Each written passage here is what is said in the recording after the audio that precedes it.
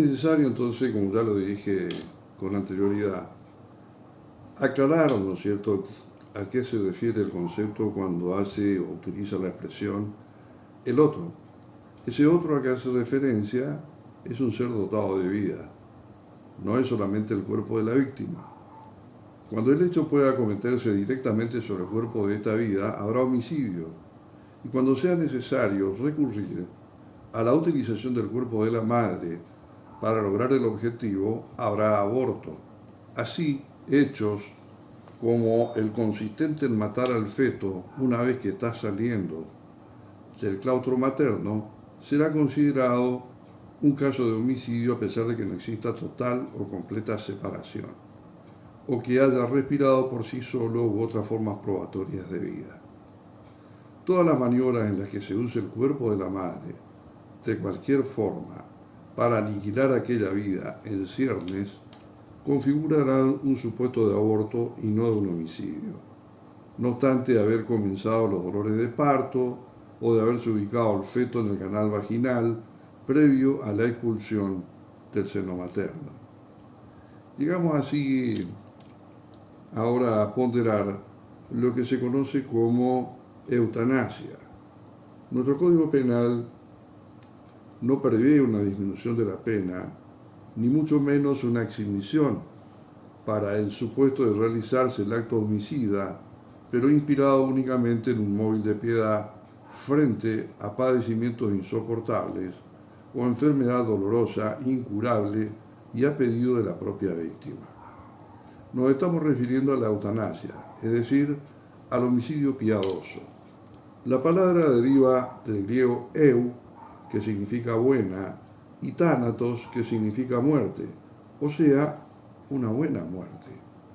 El vocablo, como dice el doctor Jorge Eduardo Bompadre en su artículo sobre reflexiones éticos legales sobre eutanasia, fue acuñado en el siglo XVII por el filósofo francés Francis Bacon, quien en su principal obra Novum Organum escribió que el médico debe calmar los sufrimientos y dolores no sólo cuando este alivio puede traer la curación, sino también cuando puede servir para procurar una muerte dulce y tranquila.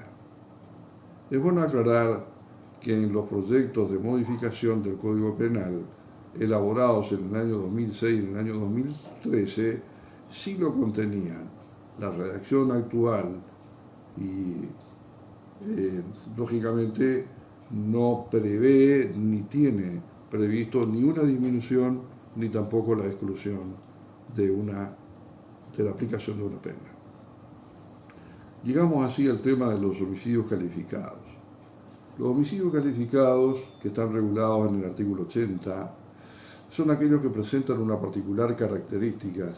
Estas características se denominan circunstancias, que son los factores o elementos que se tienen en cuenta a fin de ir agravando cada uno de los supuestos previstos por el citado ordinal. Así tenemos, ¿no es cierto?, el homicidio calificado por el vínculo de parentesco y familiar. Este delito tenía una antigua denominación que era conocido, ¿no es cierto?, como el delito de parricidio. En ese entonces, el concepto en la antigüedad estaba vinculado a cuestiones de carácter religiosa y sagrado. El artículo 80 establece que se impondrá reclusión o prisión perpetua, pudiendo aplicarse lo dispuesto en el artículo 52, al que matare, primero, a su ascendiente, descendiente, cónyuge, ex cónyuge, o a la persona con quien mantiene o ha mantenido una relación de pareja, mediare o no convivencia. En el sentido actual, la palabra parricidio se encuentra empleada por primera vez en las 12 tablas para designar la muerte de los padres cometida por los hijos. Finalmente, el emperador Constantino amplió el término refiriéndose a la muerte consumada entre parientes en línea recta ascendente o descendente. La legislación actual, a nivel mundial, se encuentra dividida en torno a la consideración de la muerte de un pariente como un hecho de homicidio agravado. Nuestro sistema penal ha modificado la estructura y el contenido de este tipo de homicidio. La redacción actual es producto de la Ley 26.791 del año 2012. Anteriormente, la disposición penal sancionaba el homicidio de los ascendientes, descendientes o cónyuges sabiendo que lo son. Hay que prestar singular atención a esta circunstancia porque tiene una incidencia importante, ¿no es cierto?, en lo que sería hoy la consideración o la ponderación de los delitos agravados por la circunstancia de este vínculo. Es importante entonces tener en cuenta que para establecer quiénes son ascendientes, descendientes, convivientes o cónyuge, habrá que recurrir al Código Civil y Comercial de la Nación. La agravante se basaba en la mayor culpabilidad del autor, en razón de que existe una más elevada relación afectiva y deberes de respeto y protección emergentes del vínculo de sangre o matrimonial. Existen en la redacción actual, se pueden decir, tres formas de agravación. La primera es aquella que se refiere a la muerte de un ascendiente o descendiente, que es lo que coincidiría con el original sentido de la expresión parricidio. Entonces, en este caso sería un parricidio propio. La segunda está vinculada con la calidad de cónyuge de la víctima de homicidio. Es una suerte de uxoricidio o parricidio impropio. Y la tercera, referida al homicidio del conviviente o de aquel con quien se ha tenido una relación de pareja, por especial relación afectiva. Después veremos, ¿no es cierto?, en una eventual ampliación de las enormes dificultades que trae la interpretación del concepto pareja.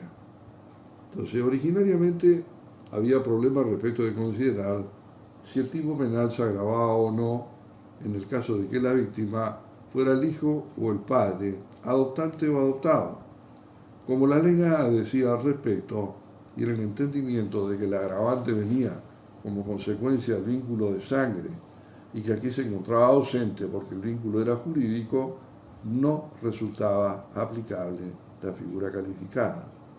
Sin embargo, actualmente con la reforma del Código Civil y Comercial de la Nación, lo que ha provocado, ¿no es cierto?, que los conceptos e institutos jurídicos del ámbito privado sean debidamente transpolados al orden penal.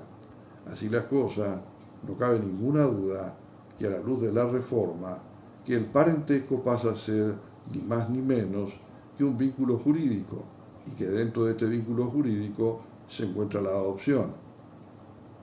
Por cónyuge debe entenderse a la persona con la que se ha contraído matrimonio conforme a las prescripciones y solemnidades previstas por el Código Civil en los artículos 416 y siguientes. En lo que concierne al cónyuge es importante destacar que existiendo divorcio vincular no se excluye el agravante a pesar de que el vínculo matrimonial desaparece, pues ello ha sido contemplado expresamente por la nueva norma. También quedan excluidas las uniones convivenciales, formalizadas en los términos de los artículos 509 y siguientes del Código Civil, unión basada en relaciones afectivas de carácter singular, pública, notoria, estable y permanente de dos personas que conviven y que comparten un proyecto de vida común, sean del mismo o diferente sexo.